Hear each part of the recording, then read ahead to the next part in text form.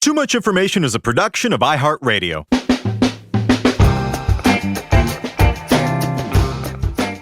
Hello, everyone, and welcome to Too Much Information, the show that brings you the secret histories and little-known fascinating facts and figures behind your favorite movies, music, TV shows, and more. We are today's mission control of minutia. I'm Alex Heigl. And I'm Jordan Runtagh. And Jordan, today we're talking about another jewel in the great mid-90s run of sci-fi space movies. We are talking about Contact. I didn't realize that we had programmed another outer space movie from the late 90s into the rotation so quickly after Men in Black. And Bob Zemeckis, who did Roger Rabbit. So, yes. Yeah, we're really showing our biases here. Yeah. It's a great movie, though. It's a beautiful movie. It's a kindler, gentler version of space than Independence Day or Men in Black, and certainly more than Event Horizon, which, do you remember that movie? Yeah, vaguely, Where they take a spaceship to hell. That movie whips, but anyway, yeah, it's a unique film in the genre. It's the staring up at space when you're a little kid. Brings that kind of wide-eyed innocence to it, and there's no death rays, there's no flying saucers, no goo. Nothing's putting eggs in your chest. All that being said, I missed this movie when I was a kid somehow. Really? Yeah, my parents. It's not really a kid's movie. Yeah, that's true. Yeah, I mean, it also came out in between Independence Day and Men in Black, which were occupied like 3 straight years of my life. So didn't really have room for this one. But we watched it again recently. At some point I watched it, then we watched it again recently, like during pandemic freshman year. And I was just struck anew. It's such a beautiful film, you know? I'm assuming you have much more history with it. Yeah, I was incredibly fascinated with space as a kid. I mean, I'm a veteran of space camp. Right. So anything that had to do with space, I eagerly watched. And this was probably one of the last ones I saw because, I mean, compared to Men in Black and Independence Day and all these other movies, it kind of looked boring. The poster was just Jodie Foster with headphones on outside of a big satellite dish. Yeah. But good Lord, this is the one that stuck with me the longest. Because as you say, it's so different. It's so much more gentle. And it really has Carl Sagan, who wrote the novel that this was based on and spent the last 17 years of his life trying to get this made. It has his sense of wonder, the whole, billions and billions of stars, which I'm totally never actually said that. That's kind of like the catchphrase that everyone says when doing a Carl Sagan reference, but I don't think he ever actually said that. I think that was a Johnny Carson impression. Did you watch Cosmos? Years ago, like back in this era, I was just so into this stuff. Yeah, I mean, he's just such a fascinating figure. And he once said, by finding out what the other planets are like, by finding out whether there are civilizations on planets of other stars, we reestablish a meaningful context for ourselves. And I think that's such an important ethos for this movie. Jodie Foster called it a movie about people and their passions rather than an aliens movie. And it's true. Mm-hmm. The whole story of Contact, it just captures this delicate intersection of religion, science, and politics. And I think it does it in a really beautiful way, in a really challenging way. But yeah, this movie, it gave me my favorite one-line motto when it comes to how I feel about being life on other planets. If we're alone in the universe, sure seems like an awful waste of space. That's such a great line. I just think it's such a beautiful way of illustrating that science and faith, however you want to define faith, aren't mutually exclusive. There are things that we don't understand and don't know, and I think that's a beautiful thing. And, Carl Sagan was a man who lived his life by science, but I think he allowed for I'll call it magic, the things that we don't know about yet. And I think that frightens some people, but I think other people are exhilarated by that. And I think that's a really cool way to live your life. Yeah, this movie, there'll be many moments in this episode when I choke up because I really do think it's a beautiful meditation on the mysteries of why we're here. Yeah. Well, from the whopping advance that Mr. Sagan secured for the novel, more prosaic concerns. He was able to transform his incredible view of the universe into cold, hard cash. Filthy lucre. To the film's prolonged stay in, speaking of Event Horizon, the prolonged stay that this movie spent in development hell, to the truly out-of-this-world filming locations that they went to for it, here is everything you didn't know about Contact.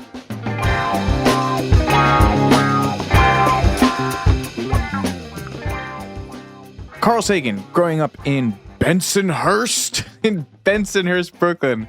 I like to imagine him rolling around with a baseball bat, like whipping people's ass on the street corners, singing T-birds, singing doo-wop, plate of spaghetti, boxing, stickball. What other offensive Italian American stereotypes can we put in here?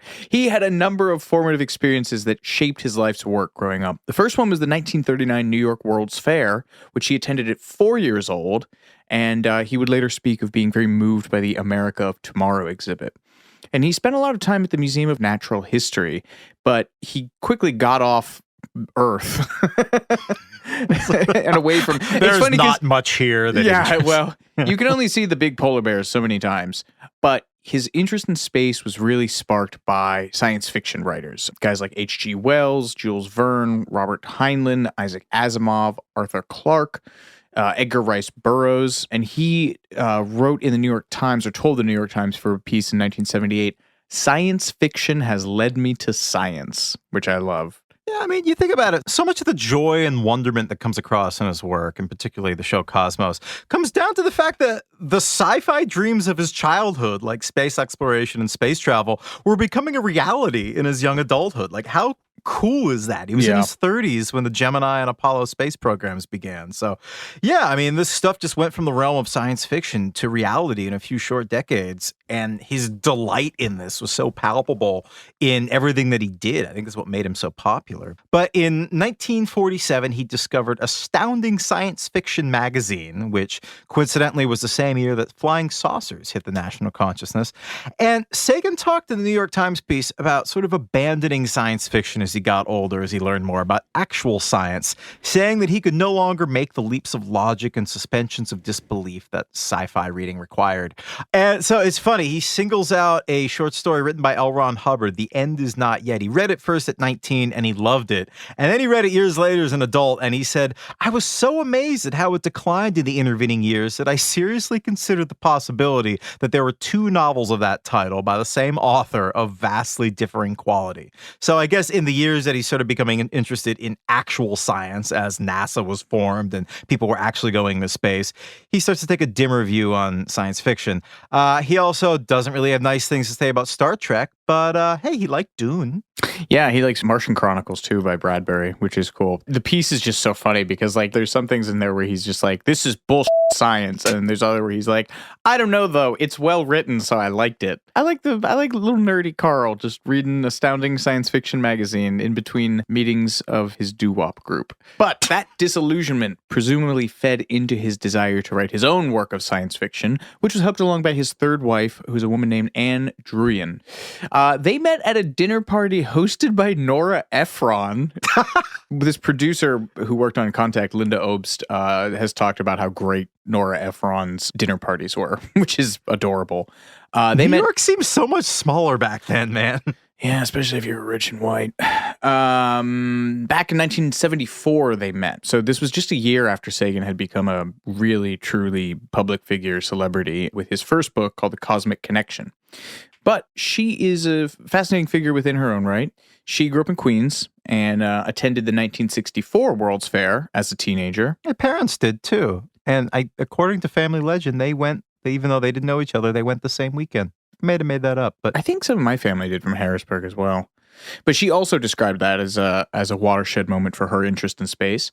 She attended NYU for 3 years, but left and sort of spent some time as this interesting kind of creative gadfly around town. She was working at a bookstore and rubbing elbows with famous New York creative types like John Lennon and Duke Ellington. She told the Chicago Tribune that she was friends with Duke Ellington and his family, and he would drive her around to black churches so that they could hear like gospel music, which is incredible.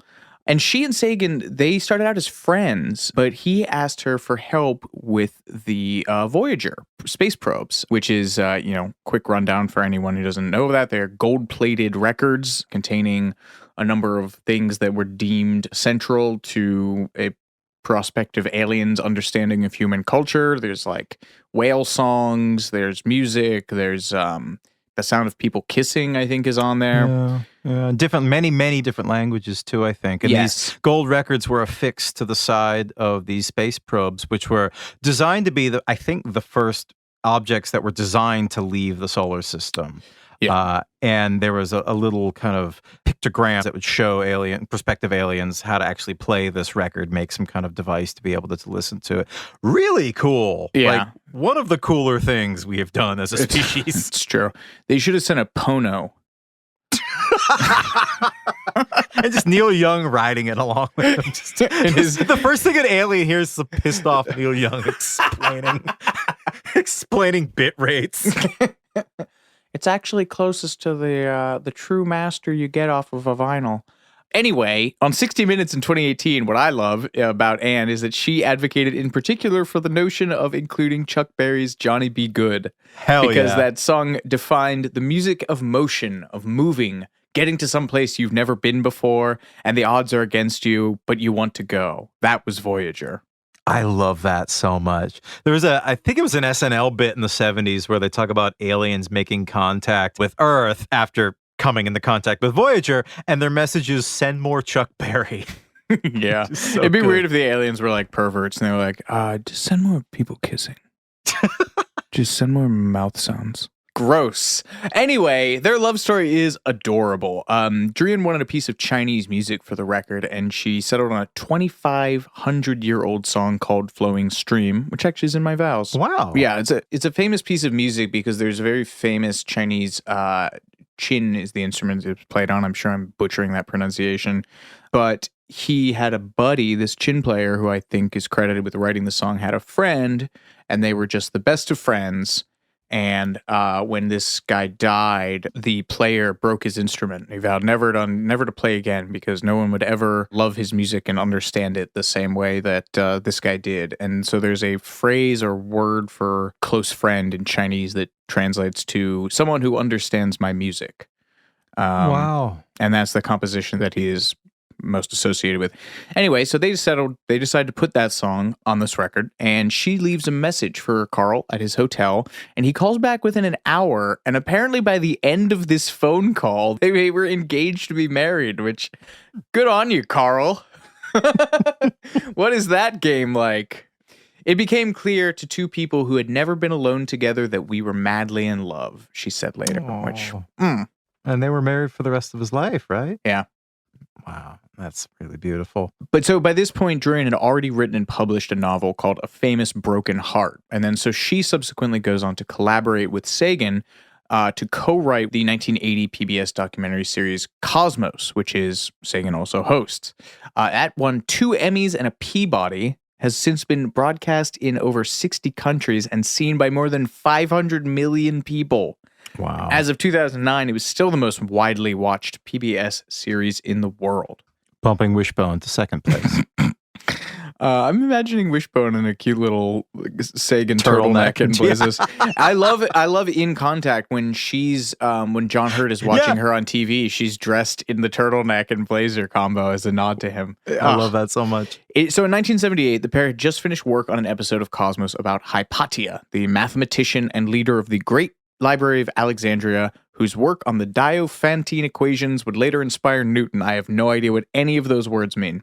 But unfortunately, for political reasons that I tried to learn about and paraphrase and are very long and complicated and related to primarily misogyny and religion, she was dragged from her chariot and torn to pieces and mutilated by a violent mob. So they wanted to write a narrative about a female scientist that wouldn't end in such a way. One of the more horrifying things I read about this that Druyan talks about was supposedly this mob carved out Hypatia's eyes with either broken shells or I think what they supposedly used was abalone shells. And so consequently, and this is maybe kind of a weird thing, Sagan gave Anne a piece of abalone that she wore around her neck for the rest of her life because of the story of Hypatia, whose eyes were gouged out by the material. Anyway,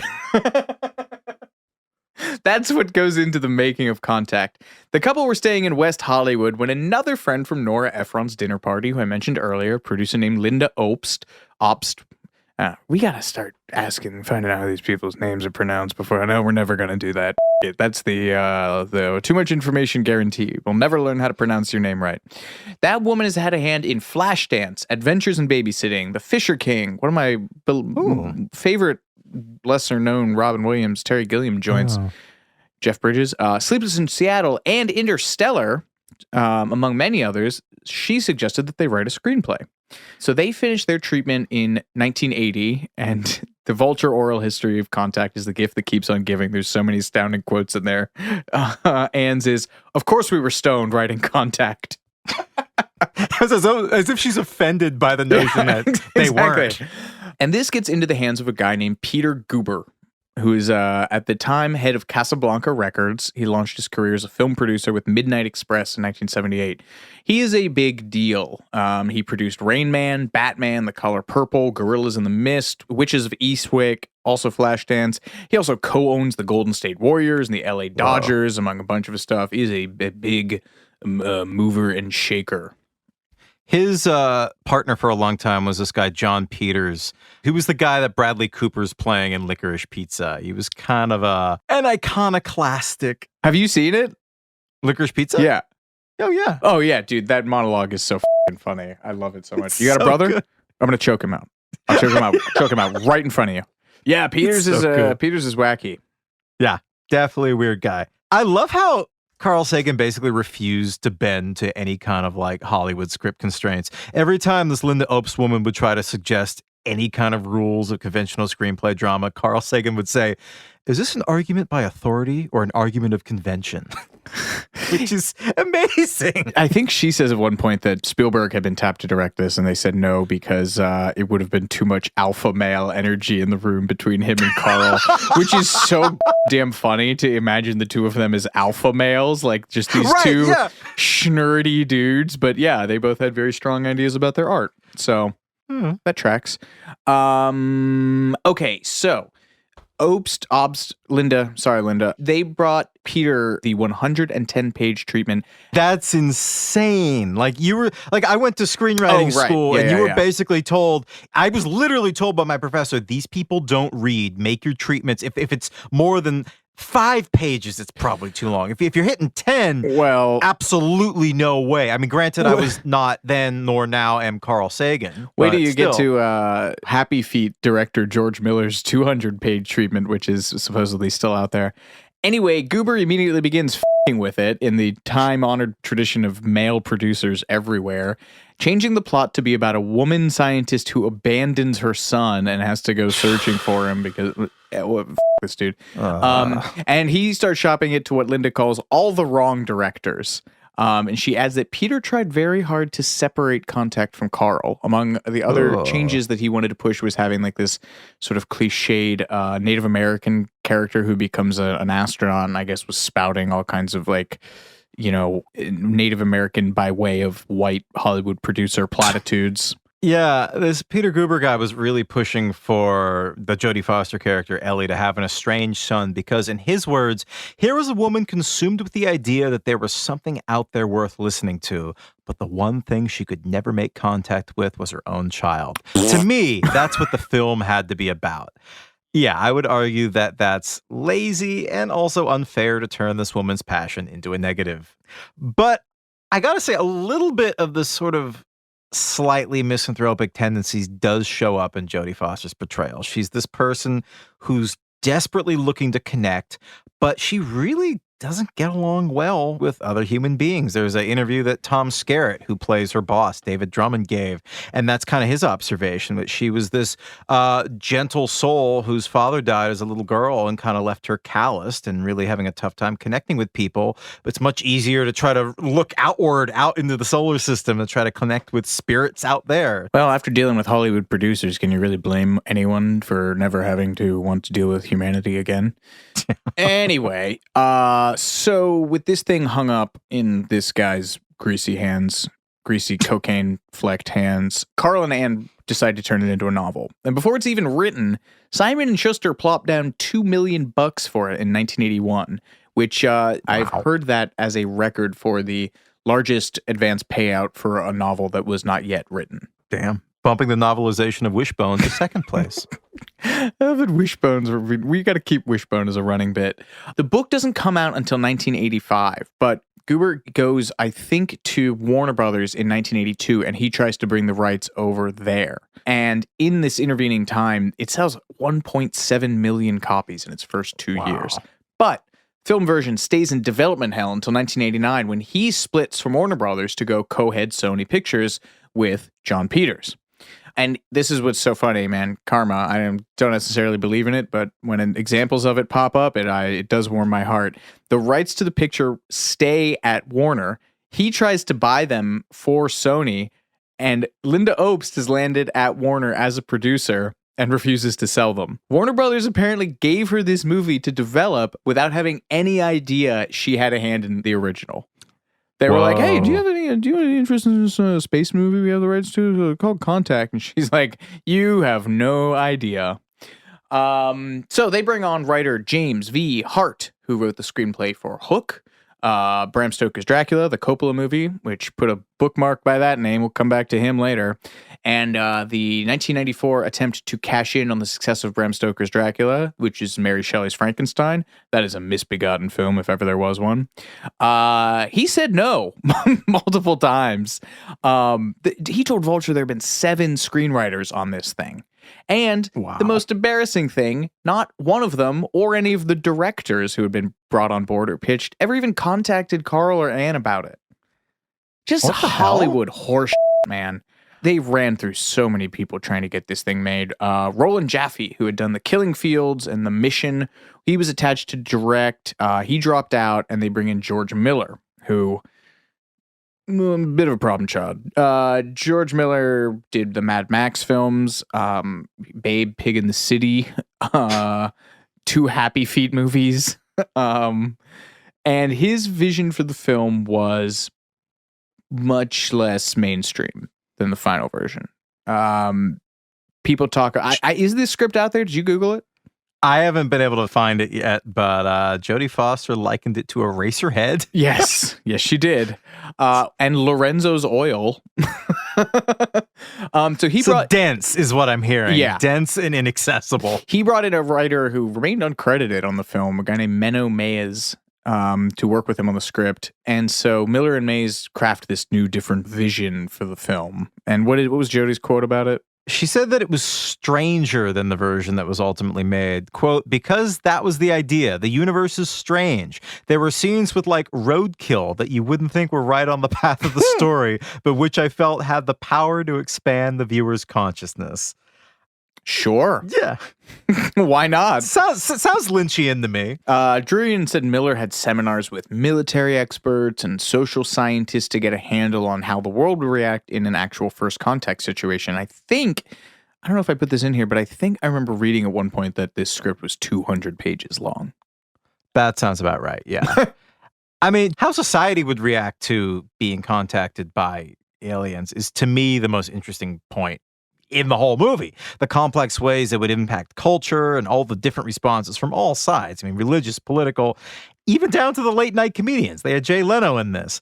And the movie does a really good job. The final movie, I should say, does a really cool job of illustrating this in a pretty economic way. They just have like 4 TV screens and they go through and just show all the channel flicking through TV news anchors and crossfire type political commentator shows and late night stand-up comedians, and they have Rob Lowe as this like head of a conservative coalition complaining. This is another example of science intruding into matters of faith, which I feel like is probably something that would be said if aliens actually did contact us. I just think it's such a cool way of illustrating how pedestrian we would make it. Yeah. How partisan we would make it. That's really it. How much we would it would almost turn us all against each other. Yeah. It's like the opposite of Watchmen. It's hilarious. And also Jodie Foster's character, probably one of my favorite scenes is when she's driving through the desert on the way to the very large SETI array headquarters. Yeah, the very large array with all the satellite dishes. And there's this basically a giant tailgating party, and you see the spectrum of reactions firsthand. You've got partiers, you've got prayers from the devout and choirs, you've got neo-Nazis, you've got Elvis fans. I saw one review where they described it as part tent revival, part Grateful Dead concert, which I think is perfect. I don't know. I just think the whole reaction to getting contacted by aliens is so much more nuanced than, say, like in Independence Day, when people are just like having a giant rooftop party before the aliens blow them up. Like, it just seems so much more like that's so fascinating. Well, that was me. LA. Right. Well, you're right. That was LA. But just, yeah, every other Alien Encounters movie either has like a Close Encounters style, just like mouth agape reaction, or the War of the Worlds, like the nation is gripped by fear type of response. Yeah. Yeah. So it's funny that CNN is the principal news outlet in there because and there were 25 plus news reporters from CNN who have roles in there. Larry King Live and Crossfire in there. And then a few years later, CNN bans the use of its logo in fictional movies. And CNN reporters are not allowed to do movie cameos with the exception of Larry King, who does what he wants. He's the king, baby. Yeah, I guess it was an ethics thing because CNN were owned by Time Warner, which were Warner Brothers' parent company, and Warner Brothers made the movie. So they didn't want to make it seem like these impartial journalists were being manipulated by a major media company. I think there was a statement at the time that it, quote, blurred the line between fact and fiction and erodes the credibility of journalists by having them appear in these movies. So, yeah, future cameos had to be cleared by an ethics officer at CNN. But just getting back to the scene where Ellie's driving through the big party in the desert, I just think that's such a cool scene. It apparently required 3,000 extras who answered ads in a local paper seeking UFO enthusiasts. And one of my favorite little bits is that there's driving by, there's a big banner that says UFO abduction insurance. That's a real company. I actually saw a table for them when I went out to the do that ridiculous Area 51 raid thing a couple years ago. And Warner Brothers paid them to use their idea in the movie, which is hilarious. How are their rates? Yeah. You know what? I actually know this offhand. I believe it's $25 flat fee. And then if anything happens that you can prove, you get, it's either 10 million or 25 million. You get a sizable payout. Yeah, right? All right. So, all right. But this desert scene is also, I believe, the first scene when Jodie Foster's character sees that truly terrifying blonde zealot guy who ends up, spoilers, you have a couple seconds to fast forward through this part. Okay, who blows up the spacecraft initially. He's so creepy. And, you know, it kind of makes sense. His name's Jake Busey. He's Gary Busey's son. So that intensity, that Busey family intensity, that is there. He also plays a serial killer, I think, in The Frighteners, which is the Peter Jackson movie starring Michael J. Fox, which is, I also think, from this exact span. So I think time. You're right. So yeah, he playing to type. Yes. And speaking of murderous zealots, did you know that Contact was the last film that fashion designer Gianni Versace ever saw? He saw it in the theater the night before he died, before he got assassinated the next day. The more you know. Banana. Supposedly Jodie and the studio didn't like the Myers and Miller script, although she diplomatically told Vulture that she liked both versions. So they bring in Michael Goldenberg, who had actually done a draft before Miller brought Myers on board. How many versions did this go through? It's why it took 17 years to get made. And what Goldenberg called it was write a draft for the studio to make them happy and Jodie happy to get it back on track. It was just a lot more complicated, this earlier version, and just really, like I said, inaccessible. Miller, for his part, believes that his version of the movie would have been a lot more like Interstellar than Contact, which is interesting because they both star Matthew McConaughey. George Miller has said that he's never seen the Final Contact movie, which, ouch, but he'd read the screenplay and said that it, quote, basically regressed into a much safer, more predictable kind of thing. And Jodie Foster, again, with these, I think she's trying to be diplomatic, but there's definitely an edge there, has described George Miller as, quote, the kind of director that would make a 2.5 movie about an eye blinking, and it would be the most extraordinary, deep, and beautiful film. Not totally related, but want to hear a fact about Interstellar that will make you cry? Go on. I just learned it like an hour before we hopped onto this call. I learned this from the Film Facts Twitter account, which is very good. For Interstellar, director Christopher Nolan asked Hans Zimmer to compose the score, which is the one-page story about a father who leaves his child to do an important job. It contained only 2 lines of dialogue. I'll come back. When?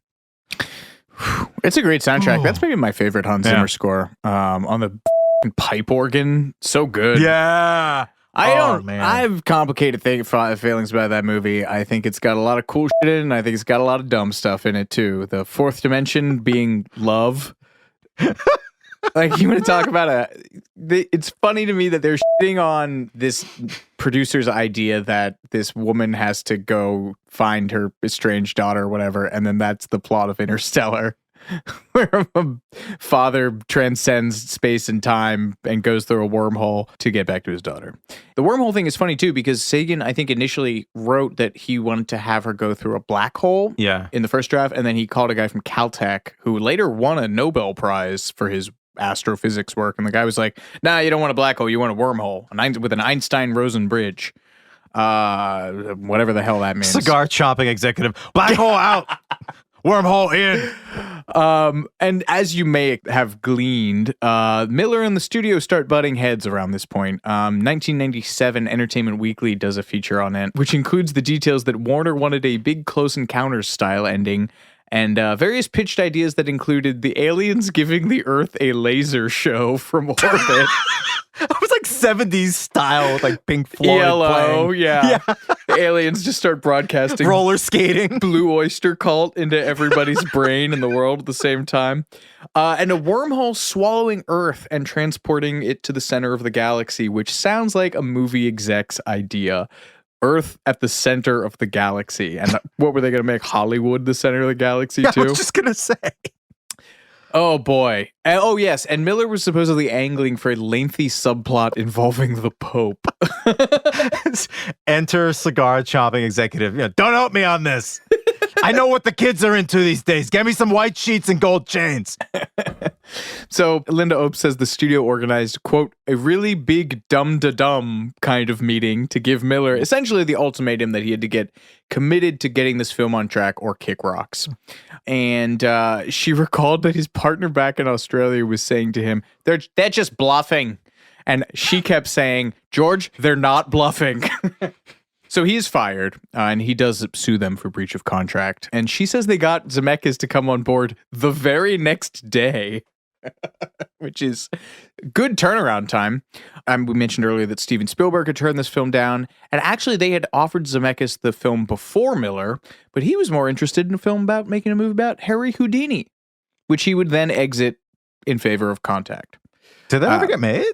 I don't know if this did. No, I don't know. But basically what happened in the intervening amount of time is that Forrest Gump became the world-beating phenomenon that it was, and guaranteed Zemeckis the leverage to secure final cut on everything that he ever made since. And he, I believe, still has that. And he had it on this. So good on him. We're going to take a quick break, but we'll be right back with more Too Much Information in just a moment.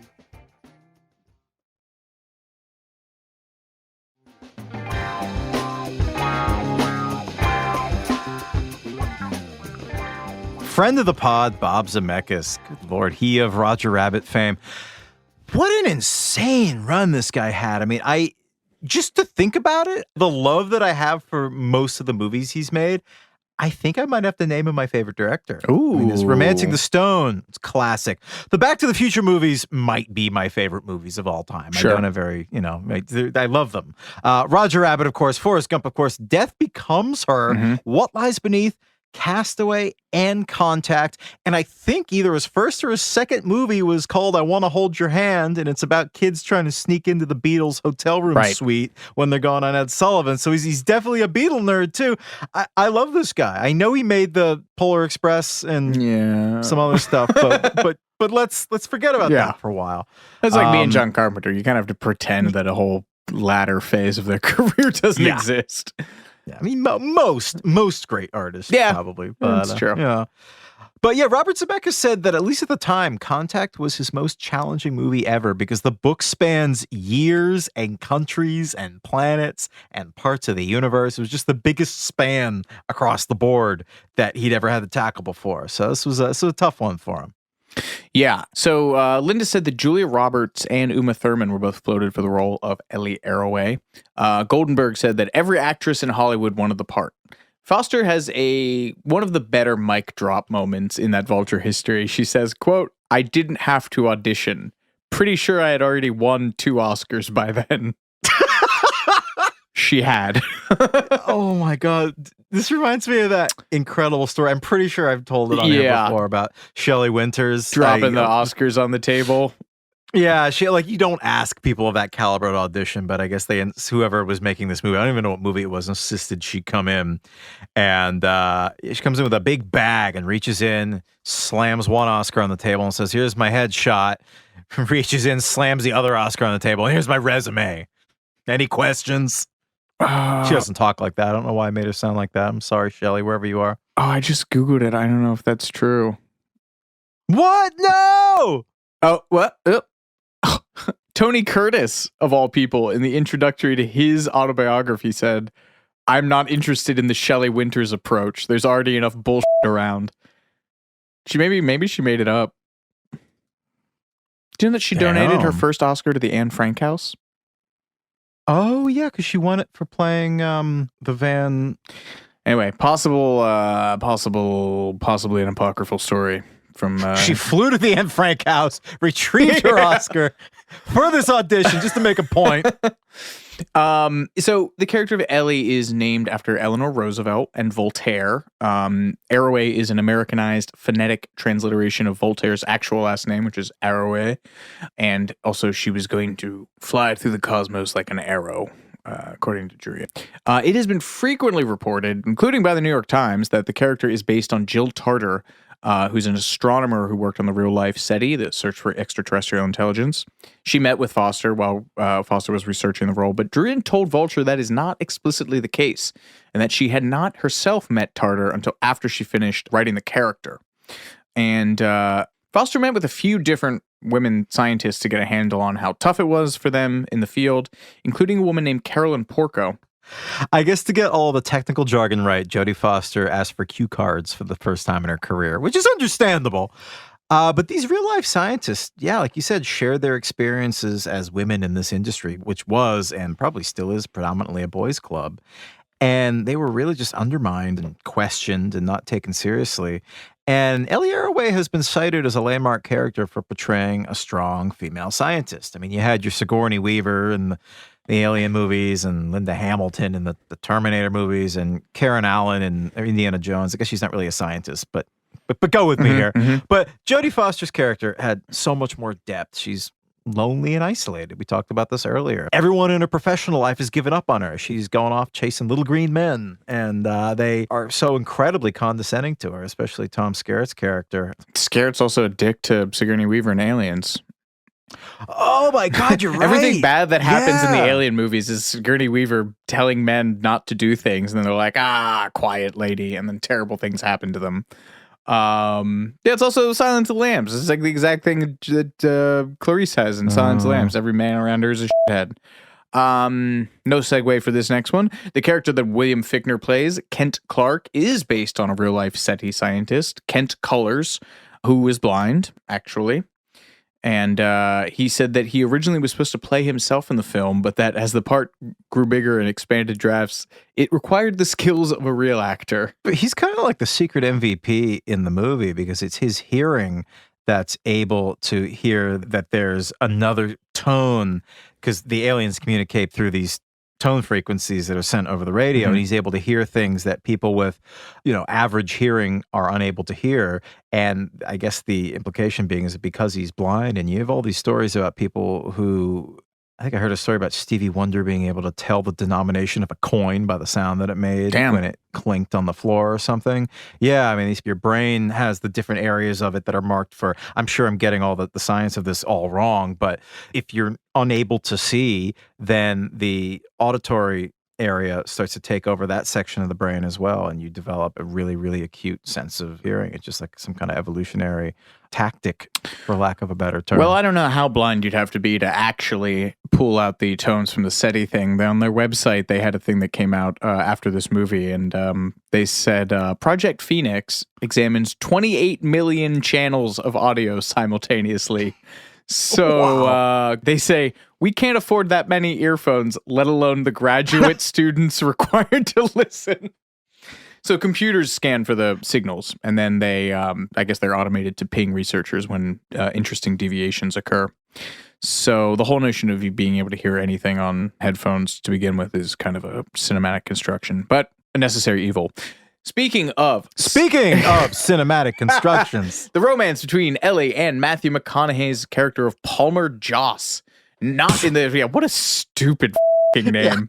Not in the book. I have two qualms with this movie. McConaughey's character's name is one of them. Not in the book, but it's Tinseltown, baby, and McConaughey was hot. Still is hot, but it is hotter than, I don't know. What am I saying? Time to Kill was a big hit, and so he was hotter than July. Stevie Wonder. Callback. Comedy works in threes. Sasha Sagan, who's Carl and Annie's daughter, had this to say about being next to 90s McConaughey on that film. Proximity to him, I think, expedited my puberty. George Miller had apparently approached Ralph Fiennes for the part. No. Yeah, too sinister, too quietly sinister. Yeah. No. McConaughey said that it took him a really long time to read the script for Contact because he, quote, kept running upstairs to my attic to get my old college papers on technology and society. I love that. Robert Zemeckis, I guess, always thought of Ellie Arroway and Palmer Joss as the classic movie romance, two people who were physically attracted to one another but separated by their ideologies, like you and me. Aw. McConaughey has some also great quotes in that oral history. He told Vulture, I had spent time in my life considering becoming a monk. I believe that. Yeah. And then he said, I went on a little spiritual walkabout for 22 days with myself in Peru to, I guess, deal with the aftermath of A Time to Kill being a hit. And he came back and he accepted the role. He also did not audition, but met with Zemeckis and Jodie Foster, who had approval over who was going to play the character. My favorite part is he wanted to play the role with a giant lumberjack beard. And Zemeckis was like, no, you're like a media expert. You don't look like a Unabomber on TV. And Matthew McConaughey was like, wow, damn it. Here's a goofy little casting aside. The brief role of Major John Russell, who was the guy who was gonna get the gig to go on the spacecraft until he dropped out. It was that like really heartbreaking news conference when he's standing there with his kids and they're like, don't go, daddy, don't go. That guy. He's played by Stephen Ford, who's the son of former President Gerald Ford. And this is some inspired casting because Gerald Ford was a member of the House Select Committee on Astronautics and Space Exploration, and he helped draft the original Space Act that gave NASA its charter in 1958. So kind of full circle there. This guy was an actor. He was initially cast to be the dopey jock that Olivia Newton-John hangs out with in Grease to make Danny Zuko jealous. But he dropped out at the last minute due to stage fright, apparently. And Fernando Lamas' son, Lorenzo Lamas, got the gig instead. This has been your Stephen Ford update of the episode. Speaking of presidents, they initially wanted to cast Sidney Poitier as the president in the film, but he dropped out in favor of the Jackal. He chose poorly. Which supposedly McConaughey turned down in favor of Contact. So, you know, the real takeaway from all of these is that there's only like 6 things happening in Hollywood and like 24 people making them at any given time. Well, before streamers anyway. But fortunately, they lucked out because in August of 1996, NASA announced that it had maybe found signs of life in a Martian meteorite. And so President Bill Clinton gave a speech on it. And Zemeckis said Clinton gave his Mars Rock speech, which a little dismissive, but sure. He says, and I swear to God, it was like it was scripted for this movie. When he said the line, we will continue to listen closely to what it has to say, I almost died. I stood there with my mouth hanging open. So they basically just used that speech in the film with some, movie magic to make it look like he's saying the Contact relevant stuff, right? Kind of ran out of steam there. Cigar chomping executive. Poitier dropped out. Get me Clinton. Actually, you got to do the cigar chomping. You say you're way better than I am. Yeah, I mean, Zemeckis has a history of manipulating footage. I mean, in addition to doing all of the stuff that he did for Roger Rabbit, that was crazy and extreme. He also made Forrest Gump, where he has Tom Hanks hanging out with JFK and Dick Cavett and John Lennon and all those people. But this Clinton thing was different because there were no actors dubbing voices or special effects at play, really. So his own words were what were being manipulated. And this caused a bit of a firestorm. I guess 3 days before Contact's premiere, the White House issued a letter on formal White House stationery and everything, the whole bit, addressed to Robert Zemeckis, condemning the use of the footage, calling it, quote, inappropriate. Because parody and satire are protected under the First Amendment, but you can't make someone appear to say something they didn't actually say. No legal action was threatened, but it was basically seen as a shot across the bow of the war in Hollywood against taking other liberties with the president's image. The whole thing blew over, but it started this whole debate by copyright and fair use lawyers about digitally recreating people's images on screen. And the technology for this wasn't really advanced back in 1997, but now you get things like there was going to be a case of James Dean starring in a Vietnam drama called Finding Jack, something like 65 years after he died, something like that. It's bad. I think that was canceled, but yeah, it was pretty bad. And then the actor Peter Cushing returned to life 22 years after he died for a cameo in 2016's Rogue One, the Star Wars movie. Yep. And they did Carrie in that one too. That's right. Young Carrie. It's gotten so bad that when she died, Disney put out a statement that was like, "Don't worry, we're not going to digitally recreate her for a next, piece of Star Wars branded excrement they shoved down our throats." But we'll see how long that holds. Yeah. I think it was like that commercial where Audrey Hepburn was selling like Dove chocolates. It's bad. I mean, it comes down to the estate, which is the dumb thing about it. Like if your kids are greedy heads and they want to, resurrect your corpse, they're going to do it. Yeah, let's not even get started on the hologram stuff. But anyway. Tupac. We forgot about Tupac. And Roy Orbison, I think. Oh, was did Roy they? Orbison one recently? Yeah. Oh boy. Look it up if you want to get really bummed out. Yeah. But speaking of people who were sort of pissed at the makers of Contact, let's talk about NASA. According to the DVD commentary track, the scene where Jodie Foster is about to get into the spacecraft and she's given a cyanide pill in case of emergencies caused a rift between Carl Sagan and NASA's advisor on the film, a guy by the name of Gerald D. Griffin. And this guy, as they say, was a serious ham sandwich. He was working for NASA during the Apollo program, where he was a flight director for Apollo 13. Among others. And in the 80s, he was the director of the Johnson Space Center in Houston. And he insisted that NASA has never given any astronaut a cyanide pill, just in case. And that, I don't know if this makes it better or worse, if an astronaut truly wished to commit suicide in space, all they would have to do is cut off their oxygen supply. However, Carl Sagan, who I think was a consultant on these same space programs in the 60s and 70s, insisted that NASA did indeed give out cyanide pills, and they did it for every mission that an astronaut has flown. So I don't know, maybe they didn't want that secret out or what. Yeah, I don't know. I did some Googling about it, and it seems like Carl Sagan was like the only person who is advocating for that. It seemed like one of those things that's kind of appeared on like the IMDb trivia page, and people are like, Carl Sagan said this, and Carl Sagan, I don't know, maybe he pitched for it once, but yeah, I would cut off my oxygen before I took a cyanide pill. Cyanide seems painful. Oxygen, you just kind of like black out, right? How would you kill yourself in deep space, Jordan? Well, let me ask David Carradine. Commercial break. Not sure if I'm keeping that. Oh, man. I was unable to verify this, but purportedly the sound the alien transmission makes that Ellie hears is a variation of the sound made in Doctor Who that the Doctor's ship TARDIS powers up in the original 1963 series. Oh my God. Wow. Yeah. I saw a really great or really dumb or both video on YouTube where they have the whole scene of Jodie Foster hearing something in her headphones and running back to the headquarters and getting all the equipment set up so she could play whatever it is that's coming through the frequencies to all the gathered dignitaries and all the people that are there. And then they're trying to, get all the monitors hooked up because they're trying to figure out what frequency it's on, doing all this stuff. It's just dragged on and on and on. And then they finally get it to play, and it's Rick Astley, Never Gonna Give You Up. You love the Rick roll. Rolling. You love a Rick roll. You're trying to Rick roll me on this. I've never tried that. No, but you're trying. You pitched that for us. You son of a bitch.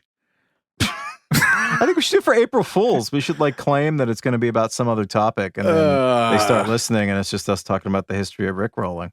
Perhaps unsurprisingly, there were a number of experts brought on to the set to help the cast get to grips with this, world that they were inhabiting above the average actor's intellectual rigor. Sagan was increasingly ill at the time with the disease that would eventually kill him, myelodysplasia, delivered a slideshow lecture about space to the cast while they were in D.C., which McConaughey remembers as follows. Let me see if I can do the McConaughey voice. It's a hard quote to say in his voice. I was on the edge of my seat the entire time. Everything he'd said was filling me up and making me more of a believer than I already was. He got to the very end and goes, and therefore God doesn't exist. And I went, wait a minute. You have me believing God existed more than ever? And that's your punchline? God. He lives more on God. God exists. Because now we're getting into like True Detective, like crazy, crazy McConaughey. He was like, yep, I'd love to discuss it. It just kills me. Sagan tells you God doesn't exist, and you're like, you just blew my whole world. And Sagan goes, yep, debate me, coward. Jodie Foster has this great memory from this Q&A that she said went on for hours and hours. And I guess Carl was eating at one point, probably because it's been going on for 6 hours and he was starving. But he was so engrossed in the discussion that he held a fork full of food in his hands for 20 minutes as he spoke. And he was just so caught up in the conversation that he didn't think to or didn't have a moment to just stick the fork in his mouth. I love that. God bless Carl Sagan. Perhaps, obviously, they watched 2001 and A Space Odyssey on the set to help get them in the mood, I want to say. I'm just imagining McConaughey just like baked his in his trailer watching 2001, being like, wow. Carl, is that what it's really like? Carl Sagan's over there like, feeling his turtleneck. This is excellent weed, Matthew. Much better than what Ann and I had in the 70s. Speaking of research, Zemeckis and the team made several visits to the Kennedy Space Center in Cape Canaveral, Florida, where they were brought onto Launch Pad 5 prior to the launch of the space shuttle to get a handle on the mechanics of the elevator and the gantry area, the loading arm of the craft. Among the many locations that they shot at was what we mentioned earlier, the Very Large Array, or VLA, which is the field of 27 linked dish radio telescopes located in the desert of Socorro, New Mexico. And they actually had to coordinate with the facility because they wanted to, the dishes all move, and they wanted to shoot them when they were closest to one another because it would provide a better visual. And the producer named Steve Starkey, in a very early online promotional site for movie, I think this is called contactthemovie.com, but you have to get it on the Wayback Machine. He says, shooting at the VLA was, of course, spectacular, but also one of the most difficult aspects of our filming. It is a working facility, so in order for us to accomplish shots for the movie, we had to negotiate with the National Science Foundation for dish control in order to move the dishes in the direction we needed for the most dramatic shot for the story. They did scenes for the VLA Control Center on a soundstage. I guess they built not one, but two replicas that were so exact that they had the same wall posters and carpet color. And they even borrowed photos of researchers' families to have on desks. That's weird. Yeah. Jodie said, we were able to jump the line and do this shot in 8 months ahead of schedule. But then the weather f***ed us and we were behind. She's referred to this production as weather cursed, and for good reason. Yeah, they spent a week in Arecibo, Puerto Rico, shooting the largest radio telescope in the world. And terrible storms happened, mudslides. You have much to say about the radio telescope in Arecibo, Puerto Rico? It's so cool. It's built into the side of this mountain crater. It's like supposed to be, it's where it is because it's far away from radio interference. It's basically like the audio equivalent of light pollution. It's easier to hear things that are coming in from outer space. But Apparently, I was devastated to learn that this dish is in the process of being dismantled after it started to fall apart. In December of 2020, the main structure of the antenna collapsed due to poor maintenance in recent years, especially after Hurricane Maria in 2017. And the steel cables that kept the platform in the air dropped, and it crashed against the dish, and it just destroyed it in the fall. And the National Science Foundation, who owned the radio telescope since the 60s, I think, just decided that it was going to be closed and dismantled after 57 years of active service. So that's a real bummer. You look at pictures of it now, and it's all being ripped out. Oh, that's a bummer. Yeah, it is. Not the only weather issue, though. Second unit photography in Newfoundland at Grossmore National Park. Ken Ralston, who's a VFX supervisor, explained, "We were shooting in helicopters and the weather turned really ugly. It started snowing like crazy. You could barely see what was happening.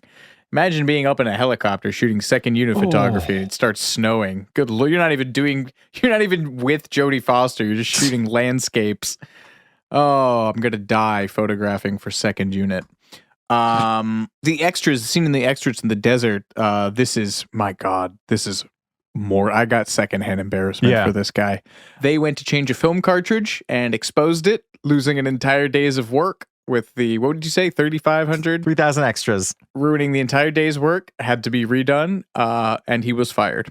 Oh, I'm just imagining it like cartoonishly, like dropping out and rolling down like a whole rock formation. And just everyone turns en masse and looks at this guy. He's like, "I'm fired, aren't I?" And they're like, "Yeah, buddy." Jodie Foster remembers continually hitting her head take after take for a shot in which she has to duck into a plane. She also says she got stung by a bee during a scene, and she claims in the final film she can see both what she calls the goose egg on her head from bumping her head and a red splotch on her neck from being stung by a bee. Just think that's hilarious.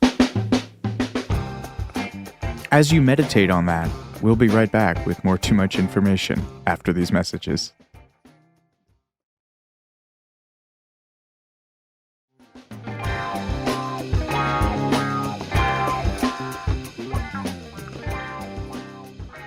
In the book, the message is received over a long amount of time, but in the movie, it's crunched.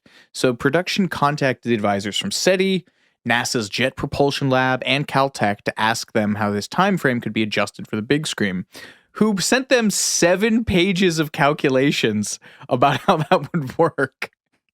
And they duly forwarded that to Carl Sagan, who approved it. Sure, whatever. Do we have any pot left? You remember in the movie, the aliens send back a transmission of Hitler opening the 1936 Olympic Games in Berlin, which obviously left scientists and politicians horrified. Why are alien life forms sending us back a picture of the greatest mass murderer of the 20th century? And then they realized that this was the first television transmission that had enough strength to beam out into the cosmos. So the aliens sent back as a way of saying, "Message received, we hear you." However, in real life, there is some debate about this, and some of the research that got really granular about like radio waves and stuff that I won't bore you with. They say that the transmission of this broadcast was only strong enough to be received no further than the suburbs of Berlin, but still made a very impactful moment in the movie. They should have sent Nixon saying "Sock it to me" on Laughing.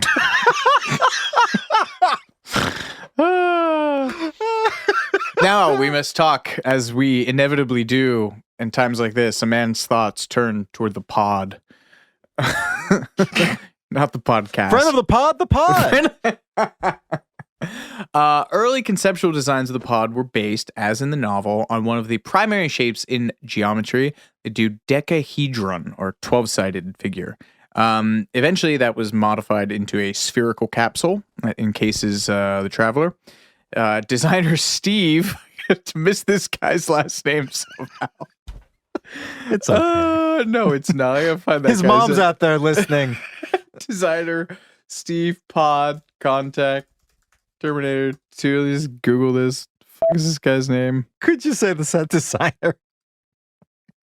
I know, but okay, whatever. I'm not going to find that right now. The guy who designed it was also he had been working on Terminator 2, and he based his design for contact on one that he had already done for Terminator 2 that didn't get used in the film, the concentric ring design for it. And Sony ImageWorks designers working there lifted visual references from physics, like the nucleus, it's supposed to look like the nucleus at the center of an atom, and nature, like the pollination that occurs at the center of a flower, for the design of the machine. The actual physical construction of the pod, the interior of the elevator, the gantry, took almost 4 months to build, and then they digitally composited the rest of it in. This movie was Jodie's first time filming in a blue screen situation. It took 2 to 3 weeks of just her in that Joan of Arc inspired spacesuit, as not me editorializing. They said they based it on actual armor. And that thing, by the way, was bolted into the chair. And they trained her for this experience by sending her to Magic Mountain for what she calls like 10 rides back to back with no time in between. Talk about running. They couldn't send her to NASA to train. So they're like, just go to Disney.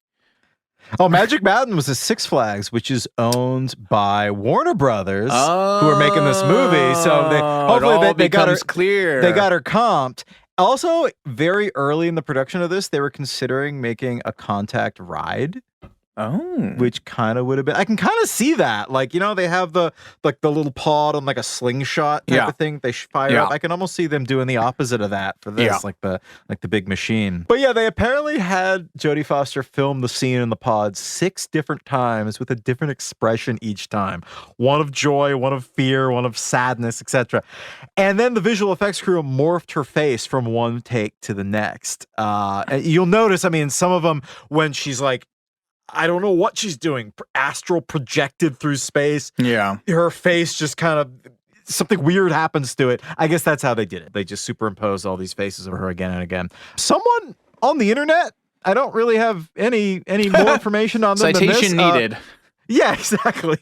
Has noted that she screams, "Oh God," over and over and over again while in the pod, which some have theorized is kind of an Easter egg, considering this was the moment when she had a breakthrough in her regard to faith. She's kind of rejecting all of Matthew McConaughey's character's talks of God throughout the movie, but this is the moment that really changes her. So I just thought that was an interesting observation. Well, I like how she keeps the mantra "I'm good to go" becomes like it's like the actual NASA call sign, but it becomes her like accepting her situation and coming to terms with the fact that she might die horrifically. And so I always like that part. More prosaically, there was an electrical fire that burned down one of the film's sets. Jodie Foster's stunt double was bolted into this thing. Oh my God. Ugh. Wow.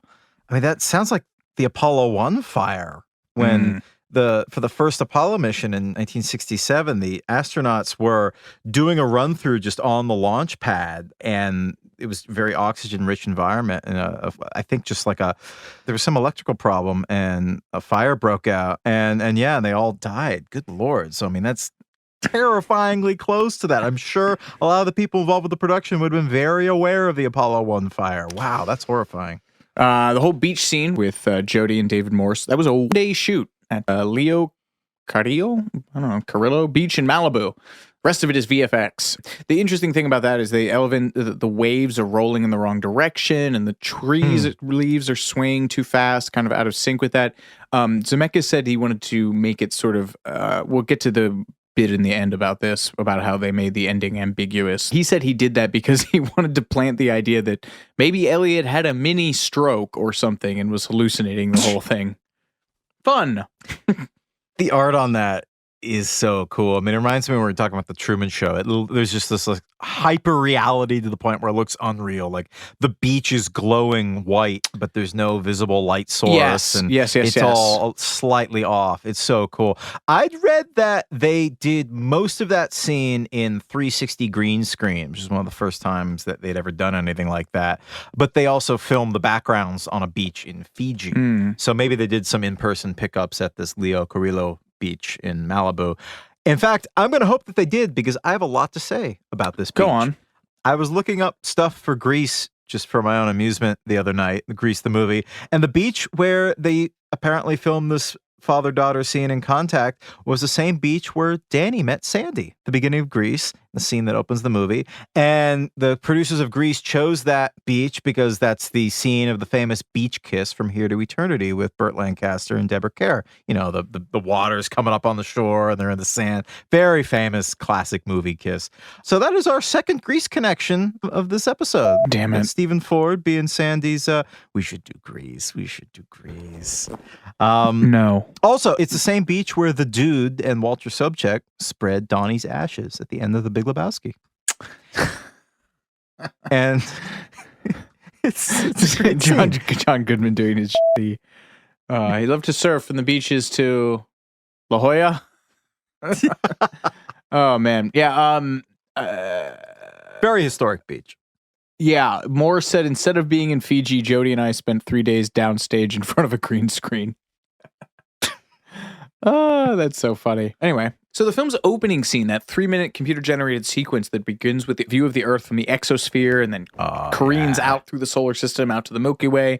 Eventually, the whole thing terminates in the iris of baby Ellie. Was that Jenna Malone at that point? Or she just comes out in her eye. At that time, that was the longest continuous computer-generated sequence in a live-action film. Eventually surpassed by the opening of The Day After Tomorrow in 2004. Anybody remember Day After Tomorrow? That opening is so mind-blowing. To me, much more so than the psychedelic freakout part of 2001: A Space Odyssey. This scene was inspired by the short documentary by Charles and Ray Eames called The Powers of 10. Have you ever seen this? It's like a famous little kids documentary. It's like 9 minutes long. I say little kids. I mean like an elementary school documentary. The subtitle kind of gives it away. It's a film dealing with the relative size of things in the universe and the effect of adding another zero, which is a bit on the nose. But it starts with this view of a couple having a picnic, and it zooms out at a rate of 1 power of 10 every 10 seconds until the field of view is 100 million light years. And it just gives you this incredible perspective of, you know, both mathematically and also just for the cosmos. And then it zooms back in, and then it zooms in and in and in and in and in at a rate of, you know, negative 10 per 10 seconds until you're looking at quarks in a carbon atom in this man's hand. It's really cool. And so the whole zooming out, zooming in thing was, I think, what inspired this opening scene for Contact. And the really ending credit scene of Men in Black. Oh, that's right. Which I love. I love so much. Yeah, speaking of extremely difficult shots, there's this one that's baffled cinephiles for years. I have to admit, I had never really noticed it because I just take things at face value in movie magic and don't really think about how they do things. I'm the worst film student. It's the famous medicine chest mirror shot. It's a scene when Ellie's father, David Morse's character, dies.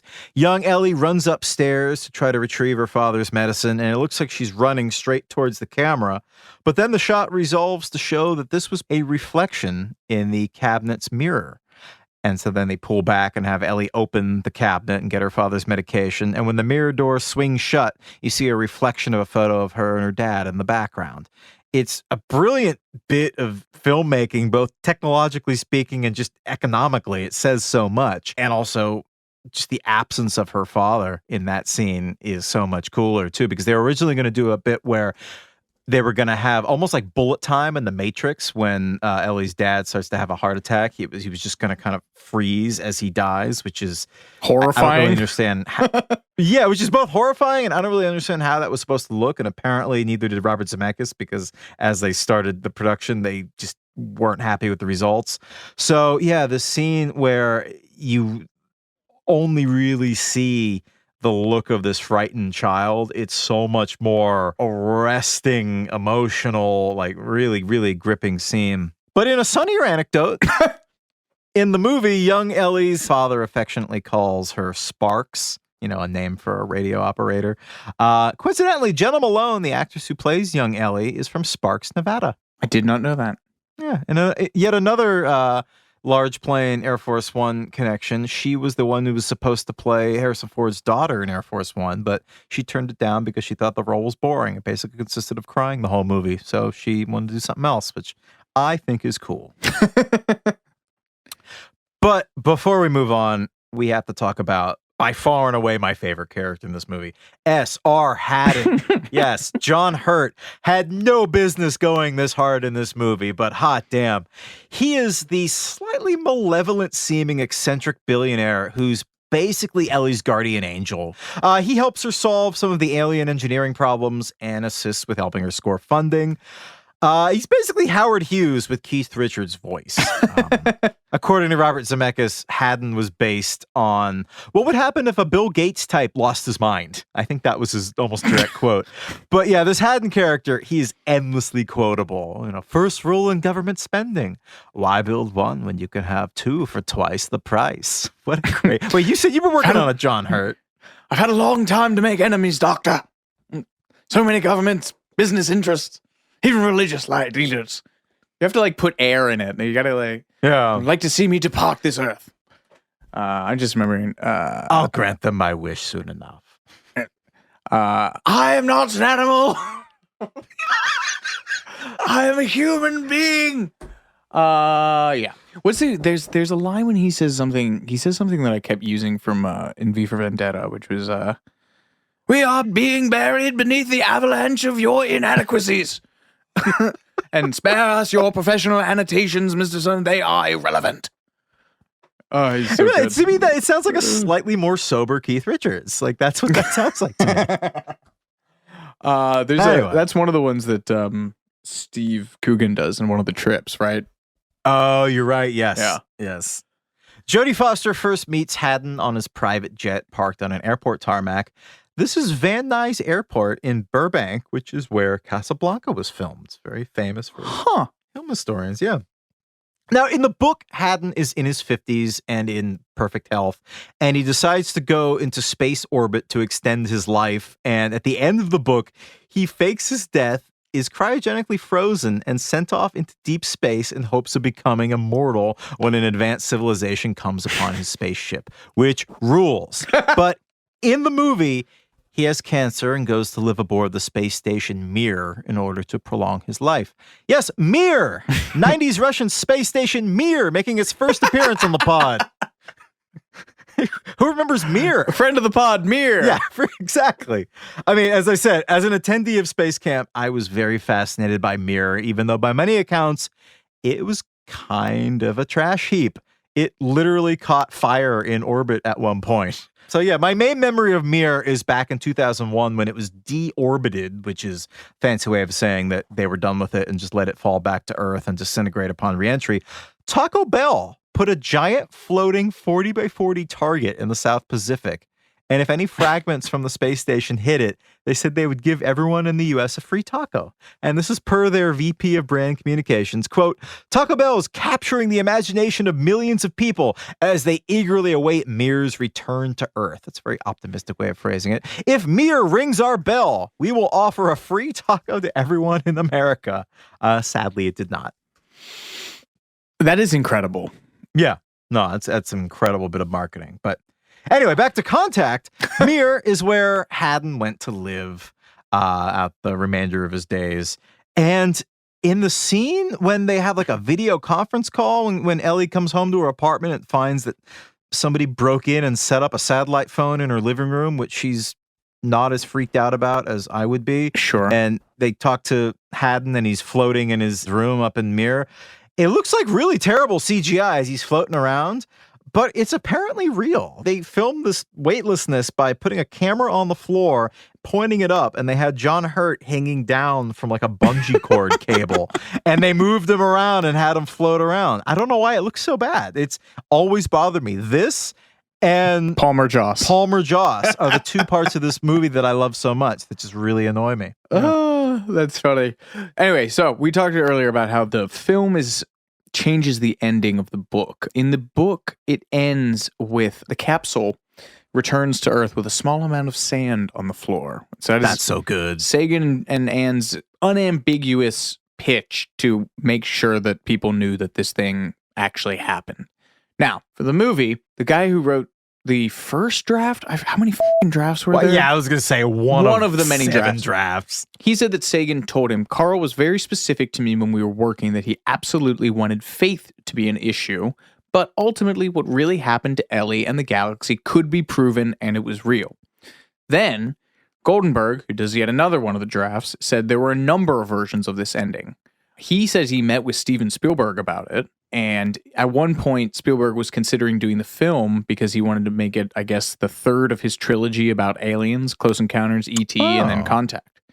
And Zemeckis ultimately got his way with making it an ambiguous ending. He said, I wouldn't dare to make it anything other than ambiguous because it would just be false.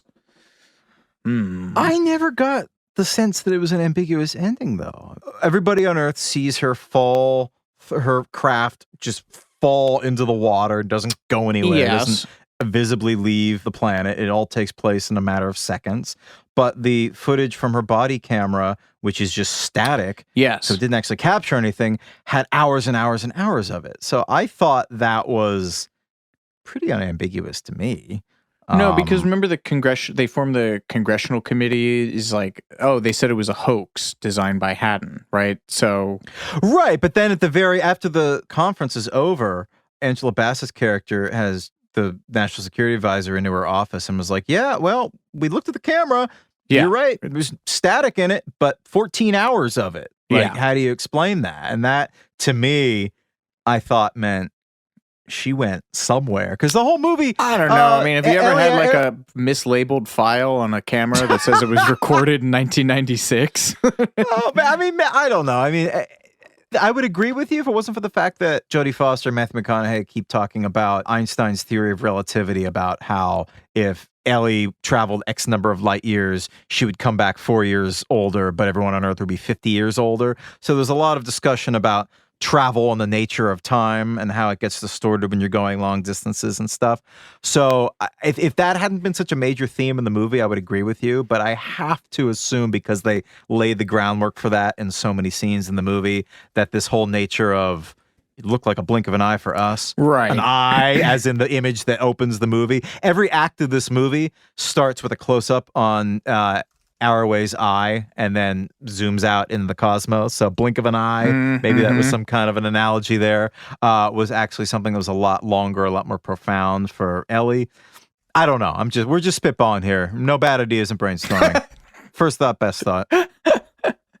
Yeah. So, I don't know. You think it's ambiguous? I don't know. I don't really care. Really? No, because I think it's supposed to be all things to all people, right?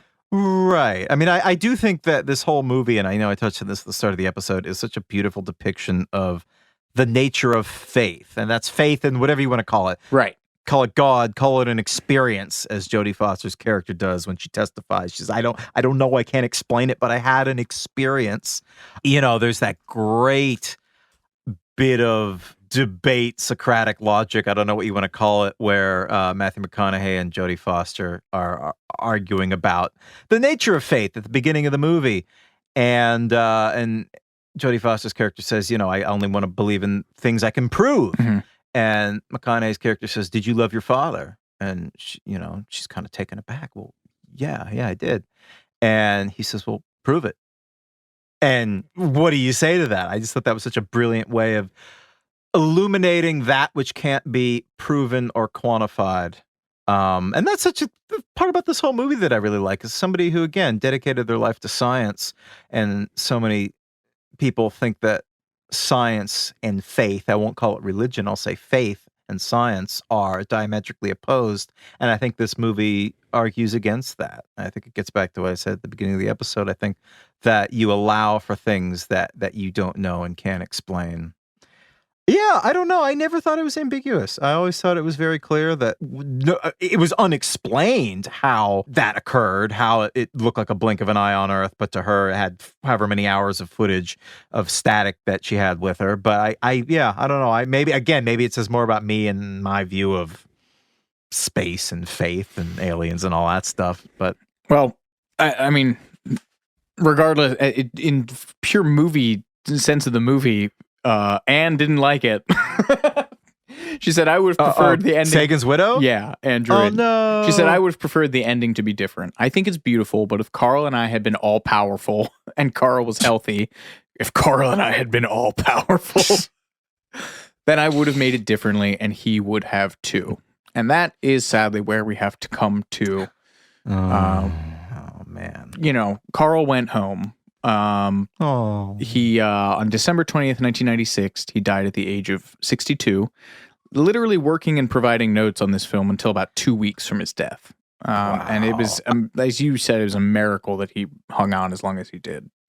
Yeah, he was given, I think, something like 6 months to live when he was diagnosed in 1994, and he underwent bone marrow transplants, which are extremely painful, but they extended his life so that even though we didn't get to see his passion project completed, he got to see it in the final stages of it coming together, and he knew it was going to happen, which is, I think something that his loved ones took a lot of comfort from. Did they? I know they blasted some of Gene Roddenberry, the creator of Star Trek's, ashes into space. Did they do that for Carl Sagan? Oh, that's a good question. No, because they had a funeral for him. Yeah, but I think they only took a little bit of Roddenberry's up at a later date. I don't know.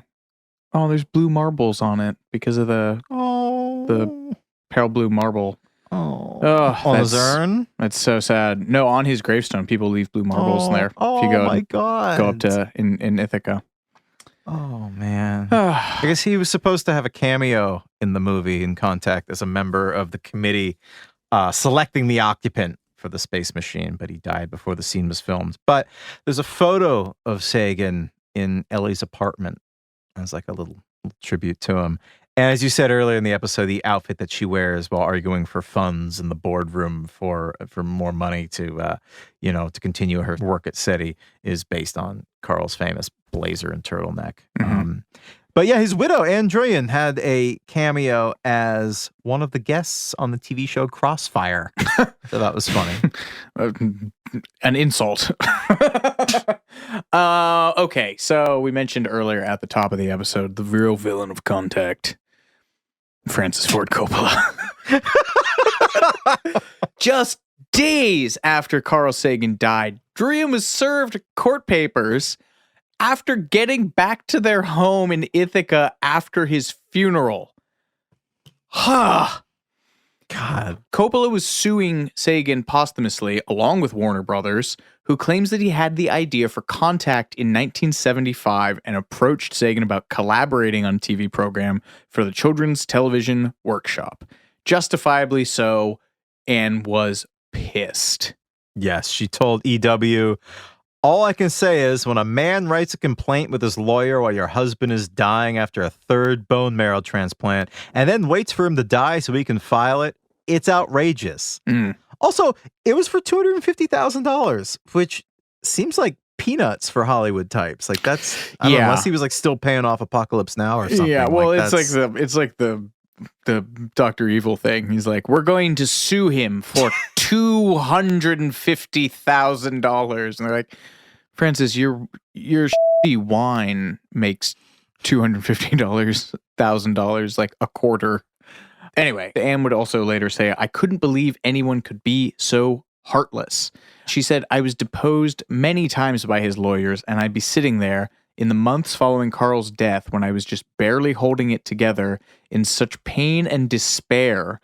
They would show me manuscripts of Carl's with his beautiful little Brooklyn public school handwriting in the corners, and I would just start weeping at the sight of it. Oh, this really makes me hate Coppola. It's just furious.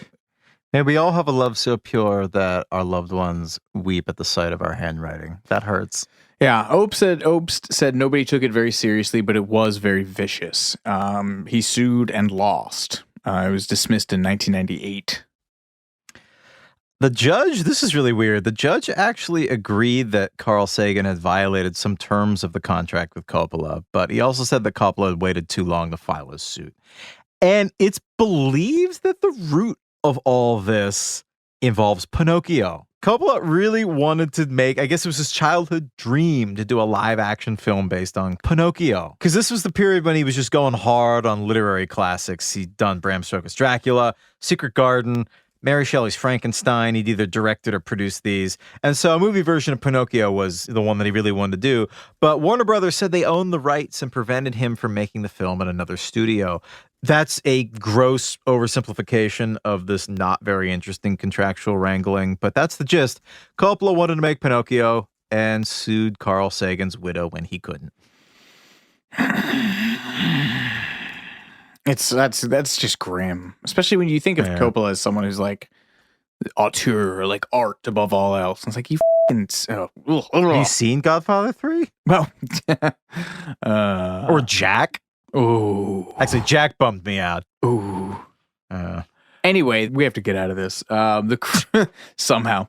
The crew literally raced to the last minute to finish this movie. The SFX supervisor Ralston said that when it premiered in August of 97, it had shots in it that weren't finished, but he said no one could tell.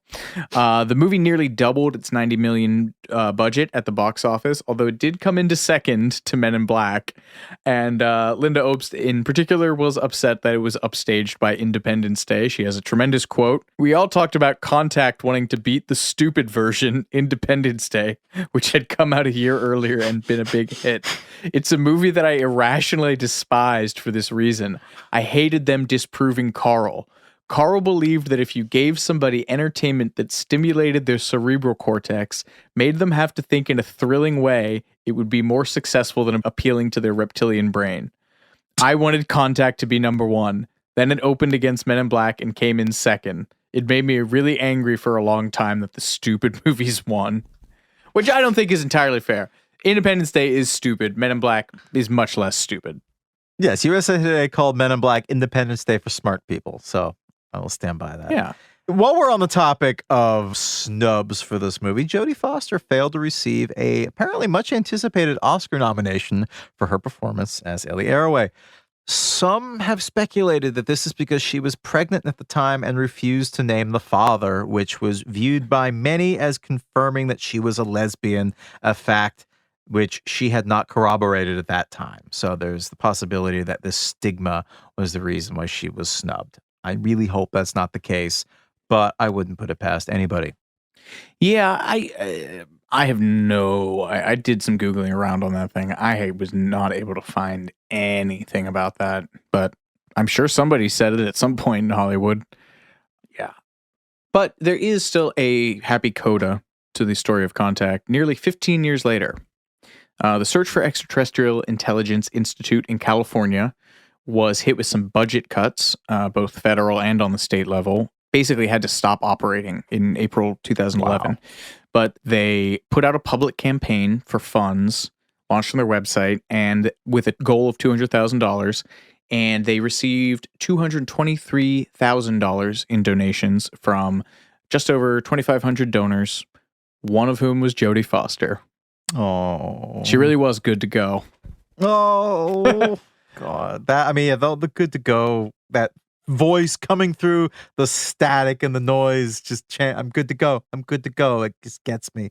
I mean, she should have gotten an Oscar for that scene when she's finally out there and this look of, I don't know how to describe it. It transcends childlike wonder when she's just experiencing space and these other galaxies. It's beautiful. And she has that incredible choked line, no words should have sent a poet, which is one of our favorite lines from this movie, right? Yeah, I love that line. And I was trying to find where it may have actually come. I don't think that it did. There's a big message board thread with a couple of different things. Walter Cronkite may have said it at one point, referring to the first manned space flights. He said, those of us on Earth wondered how it looked to the poet's eye. There's a book by Nancy Friedman called Joshua, Son of None, which is a sci-fi novel from 1973. Contains the line of dialogue, astronaut, that kind of job, astronaut, is for the technician type without the imagination to be scared. Another character replies, you're wrong. What better place for a poet than space? There's a short story called A Rose for Ecclesiastes from 1963 by Roger Zelazny, where they send a poet to Mars. Oh, here's one. Here's an unattributed claim for Sergei Korolev, who's the chief designer and scientist behind the Soviet space race, once remarked, they should have sent a poet and not a pilot. So, I don't know. I could see Carl Sagan wanting to bridge the space race, American Russians, with incorporating that quote. Yeah. That's interesting. Well, folks, if you can pin down the exact origin of that phrase, we'll send you $5. I just want to end with a line that Carl Sagan said at one point. He said, sometimes, to me, I feel like this sums up the generous, imaginative spirit of the right kind of scientist. He said, science is sometimes attacked for supposed arrogance, but I think it's the most humble occupation and discipline around. Because instead of trying to impose our preconceptions on the universe, we are open for the universe to see what the universe has to offer. Go outside and look up at space tonight. Yeah, seriously. Everyone should just do that. And, use that to try and fight the miserable pull towards Earth that the rest of your work week will impose upon you. Yeah, I don't know. This is an uncharacteristically sincere episode from us. I have nothing snarky to offer. And when you do come back inside, watch this movie again. Yeah. It holds up, man. Yeah. Well, folks, thank you for listening. As always, this has been Too Much Information. I'm Alex Heigl. And I'm Jordan Runtagh. We'll catch you next time.